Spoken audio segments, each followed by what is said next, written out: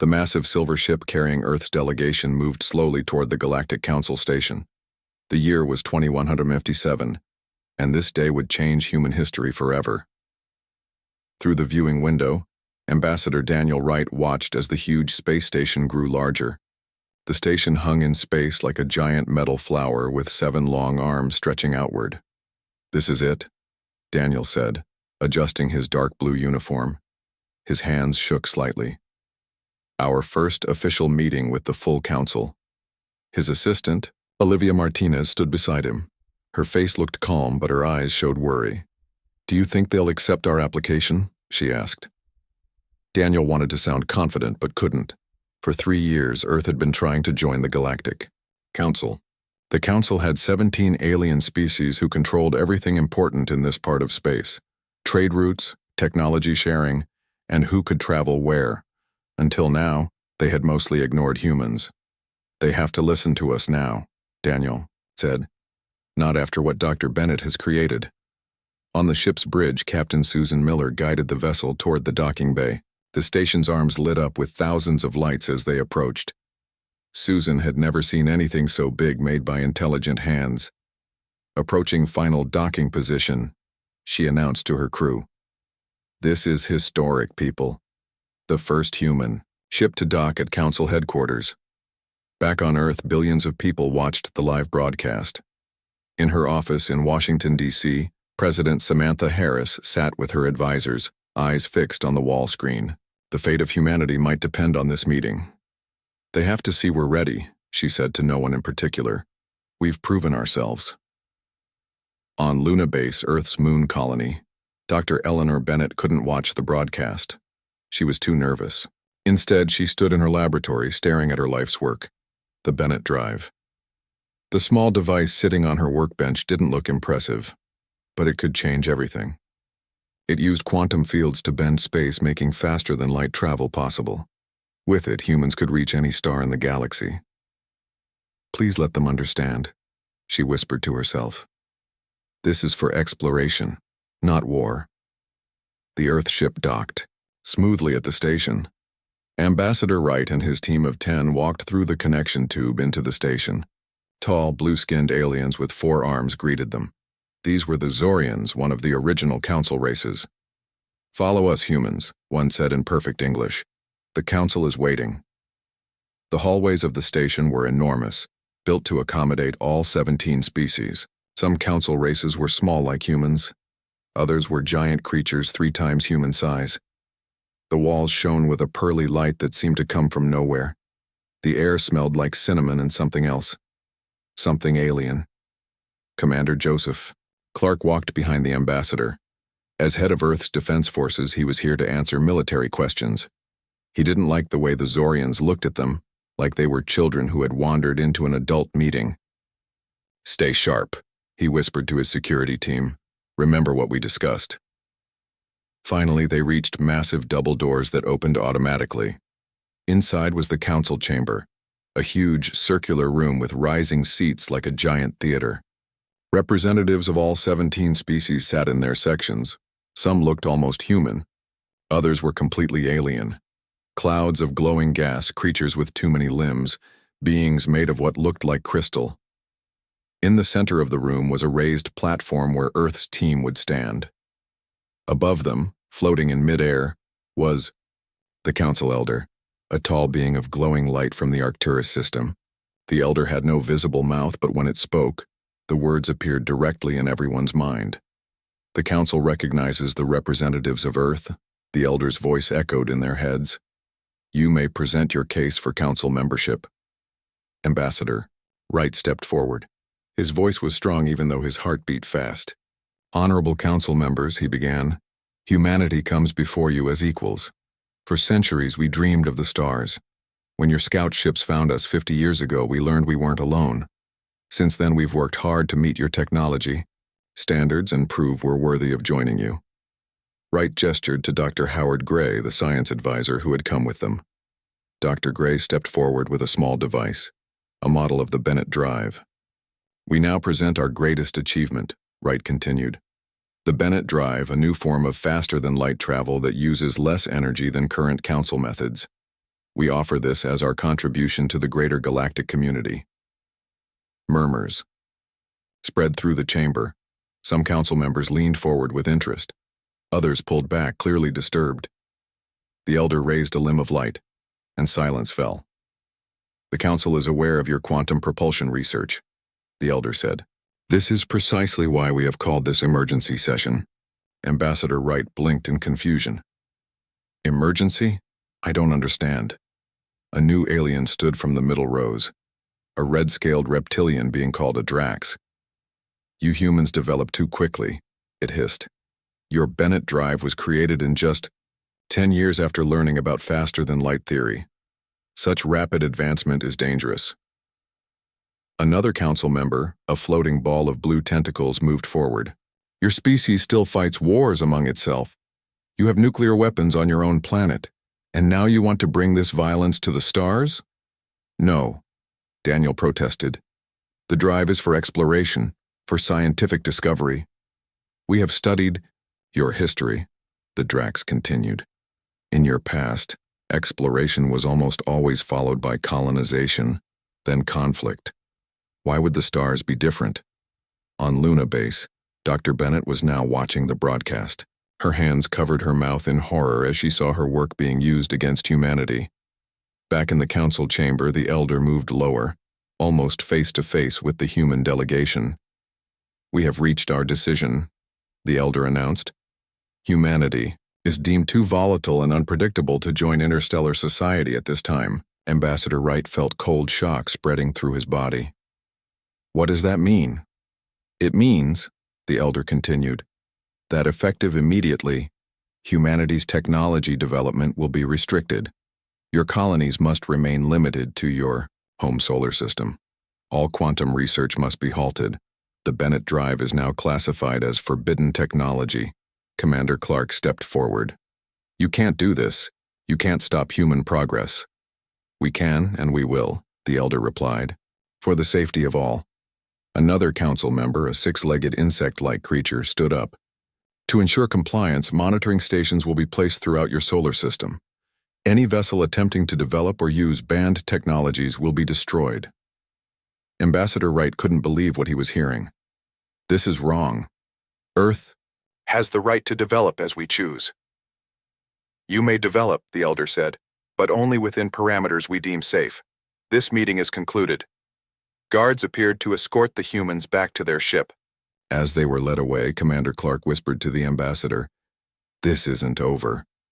On Earth, President Harris watched the screen go dark as the council cut the transmission. The room was silent with shock. "Get me the Global Defense Council," she finally said, her voice hard with determination. Emergency meeting in 1 hour. As Earth's delegation returned home in defeat, President Harris descended into the secure underground facility beneath Washington, D.C. Around a large table sat the 12 men and women who led Earth's military and scientific communities. They fear us, the president said simply. They fear what we might become. What do we do now? Asked the Chinese representative. Accept these restrictions? President Harris looked at each person around the table. Then she made the decision that would change humanity's path forever. If we cannot join them as equals, she said, her voice firm and clear, we will find our own path among the stars, and one day, they will regret trying to chain us. 10 years passed. On the surface, Earth obeyed all the Council's rules. Official reports showed human technology had stopped growing. No new colonies were built beyond Mars and the moons of Jupiter. All quantum research labs were closed. The aliens watching from their stations at the edge of the solar system were satisfied with what they saw. But the aliens didn't see everything.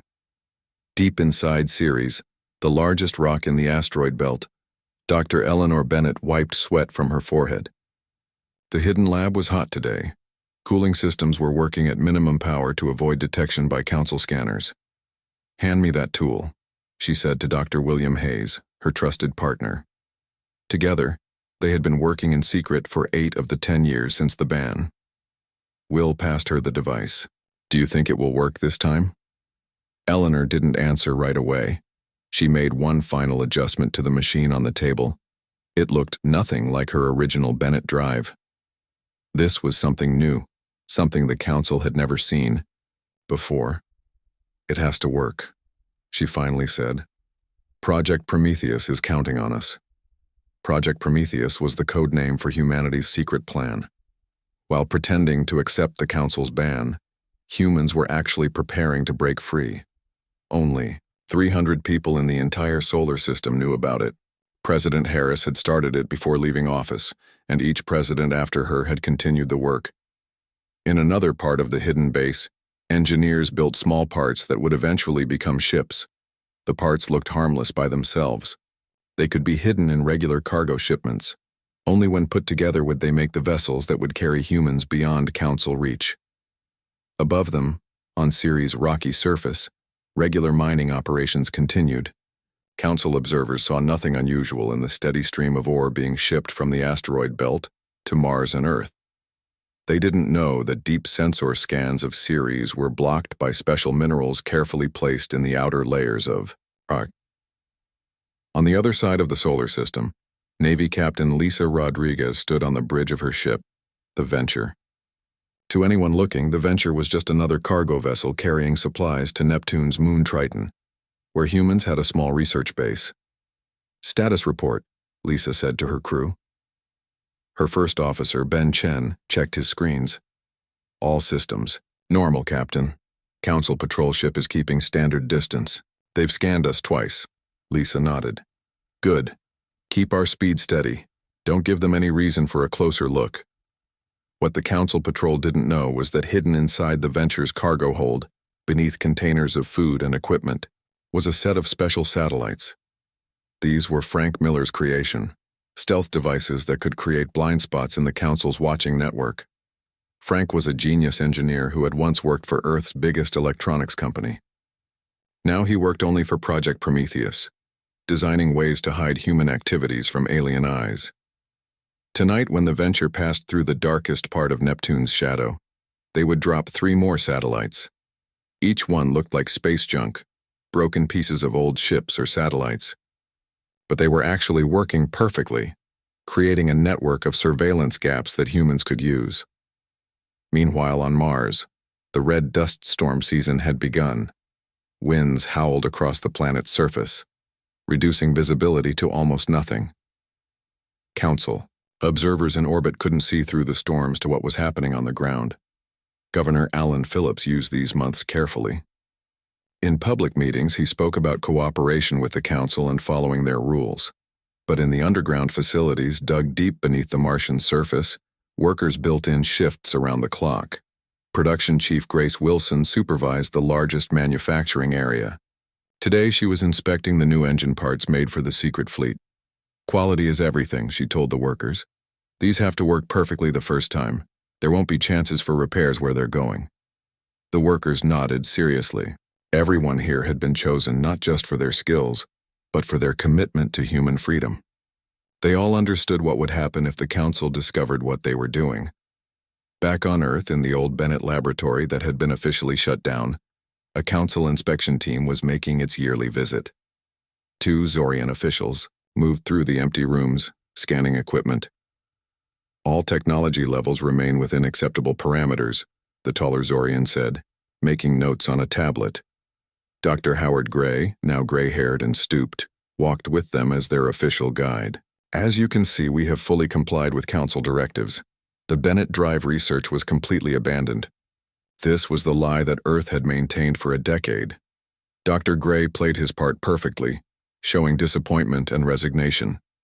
The Zorians, like most Council races, weren't very good at reading human emotions. They didn't notice the small gleam in his eyes. After the inspection, Dr. Gray went to his real office, hidden behind a false wall in his home. There he activated a secure communication link to President Kevin Barnes, who had taken office 2 years ago. "Inspection complete," Gray reported. "They suspect nothing." On the screen, President Barnes nodded. "Good. And the project?" "Dr. Bennett reports they're ready for final testing next month." The president allowed himself a small smile. "Then we're right on schedule." In the hidden shipyards of Europa, Jupiter's ice-covered moon, the first prototype ship with the new engine, was being prepared for testing. Unlike the Bennett drive that the Council had banned, this was something completely different. Dr. Bennett called it the Shadow Drive. Instead of bending space like her original design, this one created temporary tunnels through subspace. A layer of reality that Council science didn't know how to detect. Ships using this drive would be invisible to normal sensors, moving between stars without leaving any trace. Chief Engineer Samantha Lee checked the final connections on the prototype engine. "System diagnostics are green across the board," she told her team. "If this works, we've just changed everything." The test would happen in the massive underground ocean beneath Europa's icy surface. If it failed, the explosion would be contained. If it worked, that same evening, President Barnes called a secure virtual meeting with the leaders of Project Prometheus. Their faces appeared on screens around his office: Dr. Bennett from Ceres, Captain Rodriguez from her ship near Neptune, Governor Phillips from Mars, Frank Miller from his satellite control center on Luna, and several others. 10 years ago, the president began, the Council told us to stay in our little corner of space and not develop any further.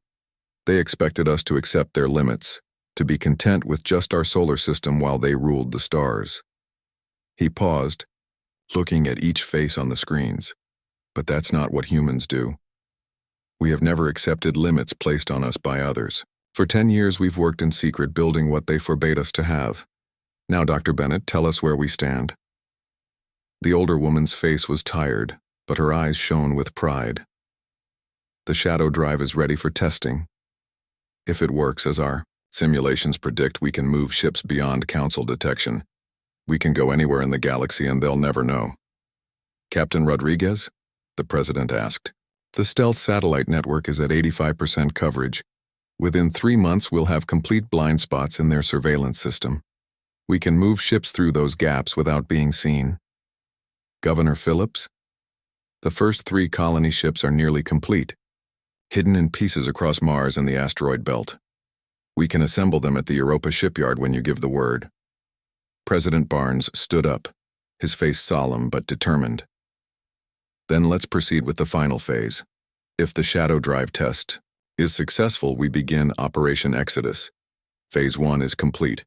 Now we prepare for freedom among the stars. As their meeting ended, Dr. Bennett looked at the model of the Shadow Drive sitting on her desk. What the Council feared most was about to happen. Humans were going to spread throughout the galaxy. But not as conquerors like the aliens feared. As explorers, builders, and pioneers.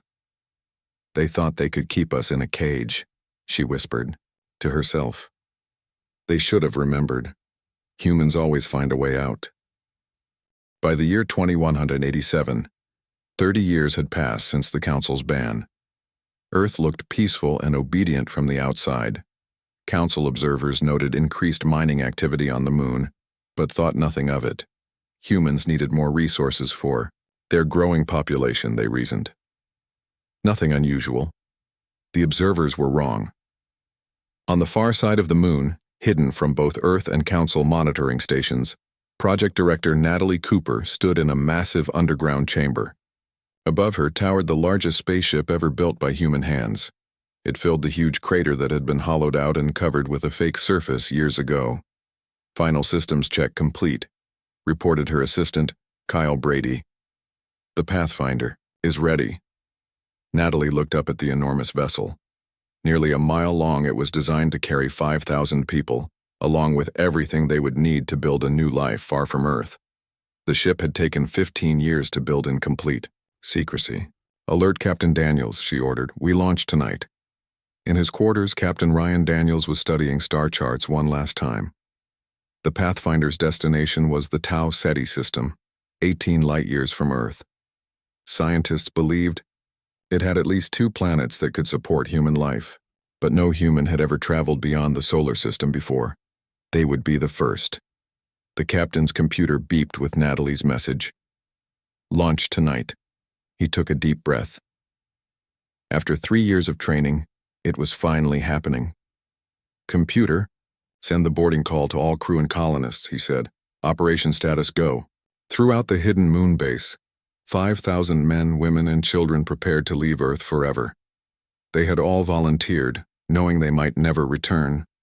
Each had been carefully chosen for their skills and psychological profile.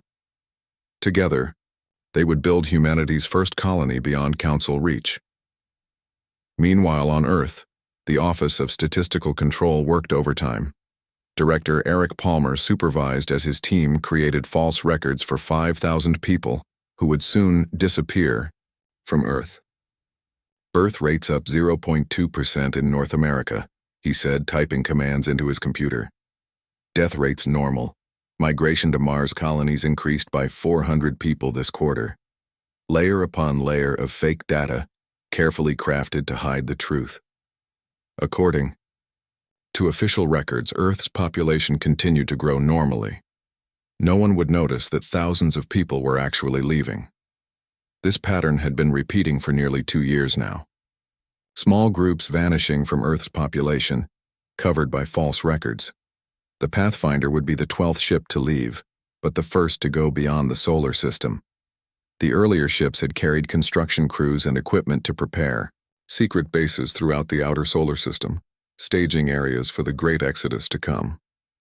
Back on the Moon, final preparations were underway. In the control center deep beneath the surface, Natalie Cooper received reports from all ship systems.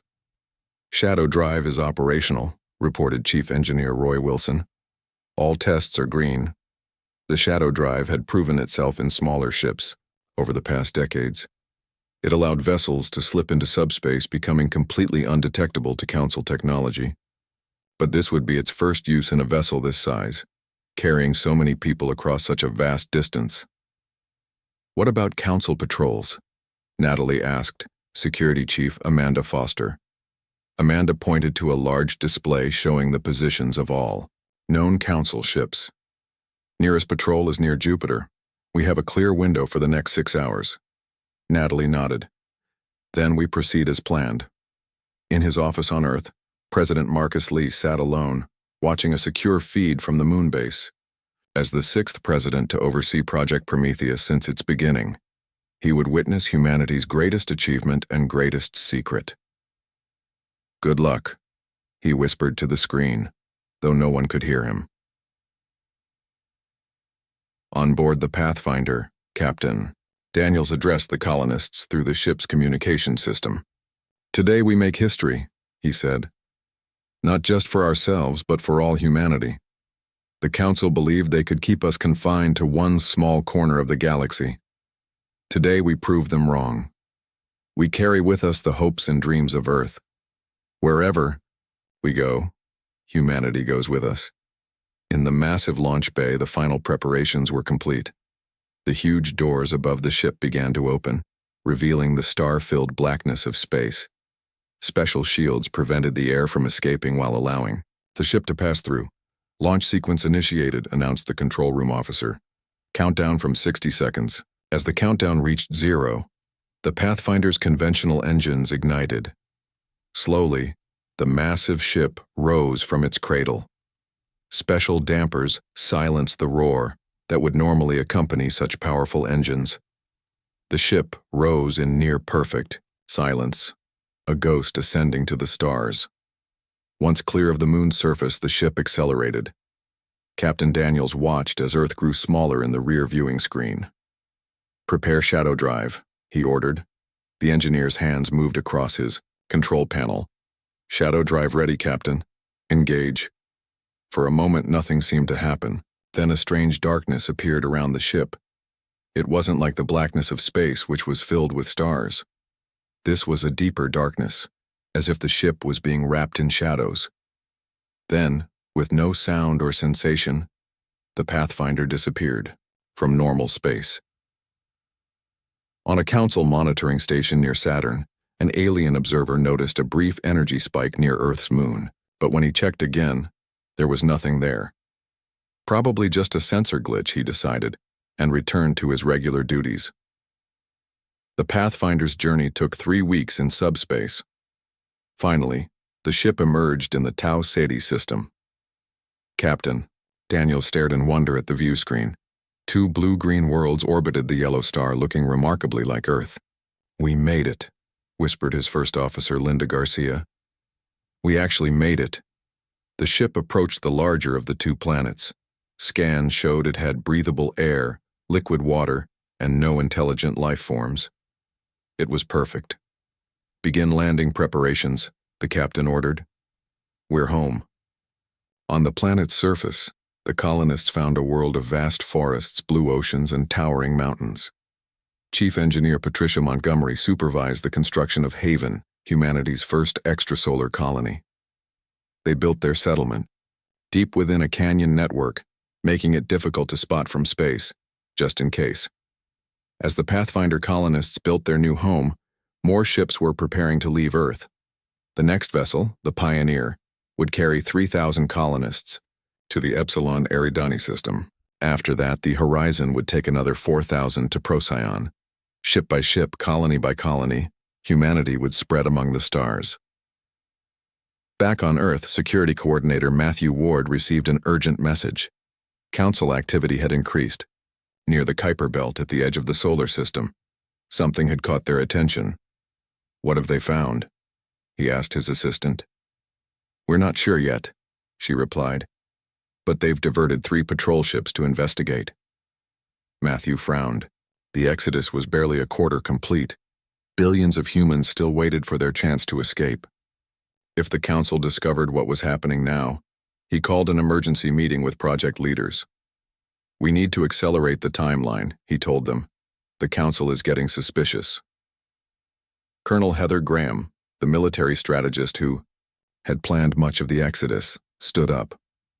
"Then it's time for Operation Mirage," she said. Operation Mirage was their emergency plan, a massive deception campaign designed to confuse council sensors. It would project false human activity throughout the solar system, creating hundreds of decoys and false readings to hide the real evacuation. "Can we pull it off?" Matthew asked. "It was supposed to be our last resort." Heather's face was grim but determined. "We don't have a choice anymore. If we want the rest of humanity to have a chance at freedom, we need to activate Mirage now." As they prepared the deception plan, a Council Security Force ship entered the Sol system. On its bridge stood investigator Zora Thal, one of the Council's most experienced agents. "Something is happening here," she told her crew, "and I will discover what it is." On Earth, Acting President Diana Powell received news of the Council investigators' arrival. She gathered her advisors in the underground command center. "How many of our people have made it out?" she asked. "Just over 30% of the planned evacuation," replied her chief of staff. "We need more time." President Powell looked at the faces around her. These people might be the last leaders of Earth if things went wrong. But she saw no fear in their eyes, only determination. "Then we'll give them more time," she said. "Operation Mirage begins now. And may our children among the stars forgive us for what we must do to protect them." As the Council investigators' ship approached Earth, thousands of sensor decoys activated throughout the solar system. The greatest deception in human history had begun, and beyond Council reach, in systems they had never visited, new human colonies took root, the beginning of an empire that would one day stretch across the stars. 50 years had passed since the Pathfinder left Earth. The year was 2237, and humanity had changed forever. What began as a desperate escape from Council restrictions had grown into something the aliens never expected, a thriving human civilization. Among the stars, the Shadow Federation, as humans called their new society, now connected 27 worlds across 36 star systems. Unlike the strict controlling council, the Federation was built on freedom. Each colony governed itself, with a shared agreement to help one another and defend their independence. On Haven Prime, the first and largest human colony, Federation Chancellor Andrew Butler walked through the busy streets of New Hope City. HFY, settlement that began in a hidden canyon, had grown into a metropolis of 2 million people. Tall buildings reached toward the sky, but unlike Earth cities, these were built to work with nature, not against it. Trees and gardens covered the rooftops and balconies. Clean energy powered everything. "Beautiful morning, Chancellor," called a shopkeeper as Butler passed. The Chancellor smiled and waved. He enjoyed these walks among ordinary people. Today, however, his mind was troubled. In 2 hours he would face the Federation Assembly with news that could change everything. In orbit above Haven Prime, Admiral Rebecca Taylor stood on the bridge of the Defiant, the largest ship in the Federation's defense fleet. At 45, she had spent her entire adult life in space. Born on the Pathfinder during its journey to Tau Ceti, she had never seen Earth. "Status report," she ordered her crew. "All systems normal, Admiral," replied her second-in-command, Captain Paul Garcia. "The fleet is in position." Rebecca nodded. 20 warships surrounded Haven Prime, the core of the Federation's defense force. Each vessel was equipped with advanced versions of the shadow drive and weapon systems far beyond what the Council possessed. For 50 years, Federation ships had traveled freely through Council space, gathering intelligence and establishing new colonies without being detected. "Any word from our scouts near Council space?" she asked. Paul's face grew serious. "That's why I called you to the bridge. Scoutship Horizon just returned from Sector 7. They report heavy fighting between Council forces and the Zoran Imperium. It's war, Admiral." Rebecca wasn't surprised. The Zorans were aggressive territorial aliens from the far side of Council space. Federation intelligence had been tracking growing tensions for years. But actual war? That was unexpected. "How bad?" she asked. "Bad," Paul replied. "The Council is losing. 3 of their core worlds have already fallen. Their fleets are in retreat across multiple sectors." In the Grand Federation Assembly Hall on the planet below, Chancellor Butler shared this. Same news with the representatives from all 27 human worlds. "The Council, which once banned us from the stars, is now fighting for its survival," he told the silent chamber. "Our intelligence shows the Zoran Imperium has launched a full-scale invasion of Council space. Their technology is more advanced than the Council expected, and their tactics are brutal." Murmurs spread through the assembly. Many remembered stories passed down from parents and grandparents about the Council's ban that forced humanity to flee Earth. "What does this mean for us?" asked the representative from New Terra, the Federation's second-largest colony. "That's why I've called this emergency session," Butler replied. "We face a critical decision. Do we remain hidden and safe, continuing to build our society away from this conflict, or do we reveal ourselves and offer help to those who once rejected us?" The debate that followed was heated. Some argued that the Council deserved whatever fate they received. Others pointed out that innocent people on Council worlds would suffer if the Zorans conquered them. "The Zorans don't just conquer," Admiral Taylor told the Assembly after being invited to speak. "They destroy. Their policy is to eliminate at least 30% of any population they defeat to break resistance. If they defeat the Council, billions will die." Chancellor Butler stood again. "There's something else to consider. If the Zorans defeat the Council, how long before they discover us? Our intelligence suggests they're even more aggressive and controlling than the Council ever was. They wouldn't just ban us, they would attempt to exterminate us." The chamber fell silent as everyone considered this dark possibility. Meanwhile, thousands of light-years away, the war grew worse. Council ships fought bravely but were overwhelmed by Zoran technology. On a Council colony world called Eller, civilians fled as Zoran warships appeared in the sky. Among the refugees was a family of Zorians, the blue-skinned aliens who had once escorted Earth's delegation to the Council chamber. They ran toward evacuation ships as explosions rocked the city around them. "Hurry," the father called to his children. But there weren't enough ships for everyone. As the last vessels filled, thousands of refugees were left behind, including the Zorian family. In despair, they boarded a small private ship and fled into space, hoping to find safety somewhere, anywhere. After days of blind jumping through space, their damaged vessel's engines failed. Drifting and running out of life support, they sent a distress call on all frequencies, expecting no answer in this remote region. To their shock, a ship appeared, a human ship. It was a Federation scout vessel on a routine patrol.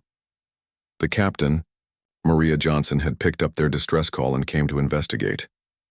"Bringing them aboard," she reported to Federation Command after scanning the Zorian vessel. Refugees from the Zeran attack. 1 family, 6 individuals, 2 of them children. This was the first direct contact between humans and Council species in decades. When the Zorians realized who had rescued them, they were initially afraid. Humans were only legends to them, the species that disappeared.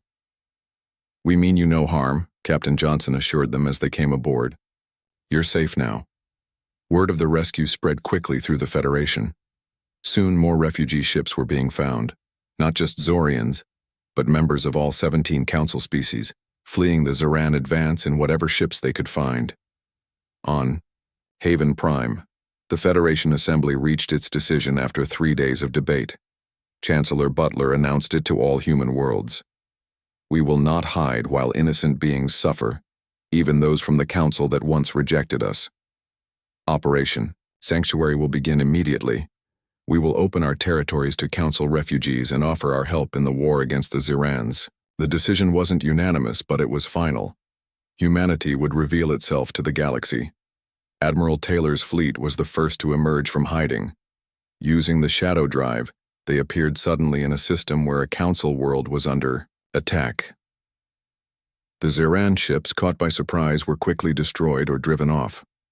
On the Council world below, the stunned population watched as ships bearing the symbol of the Shadow Federation, a star encircled by a broken chain, landed to offer help. Word spread quickly through what remained of Council space. Humans had returned, more powerful than anyone imagined. They had built an empire beyond Council reach and now offered sanctuary to those in need. The Supreme Elder of the Council, one of the luminous beings from Arcturus, was among the last to leave the Council headquarters as Zeran forces approached. His ship, damaged in the escape, was intercepted by Admiral Taylor's flagship. "We offer you safe passage," the Admiral told the Elder, "to Haven Prime, capital of the Shadow Federation." The Elder had no choice but to accept.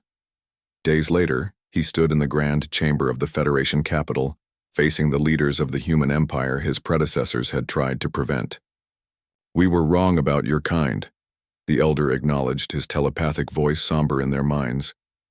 "Your adaptability, which we feared would lead to chaos, has instead created strength where we had only stagnation." In a laboratory nearby, Dr. Julia Bennett, granddaughter of Eleanor Bennett, who created the original shadow drive, was putting final touches on humanity's newest invention. It was a defensive shield technology that early tests showed could repel Zeran weapons. "The final irony," Chancellor Butler said to the Elder, "is that the same human creativity you feared has now developed the means to save what remains of your civilization." As Federation and former Council ships prepared to launch a counter-offensive against the Zeran forces, Admiral Taylor addressed the combined fleet captains. "They banned us from their vision of the future," she said, her voice strong and clear across all communication channels, "so we built our own. Now we fight not just for our empire, but for all who share our belief that the stars belong to those brave enough to reach for them." The human empire, born from exile and forged in secrecy, had become the last hope for a galaxy that once rejected it. As the joint fleet moved out, humans and aliens fighting side by side, the lesson was clear for all to see. Sometimes the greatest civilizations arise not from permission granted but from determination in the face of opposition.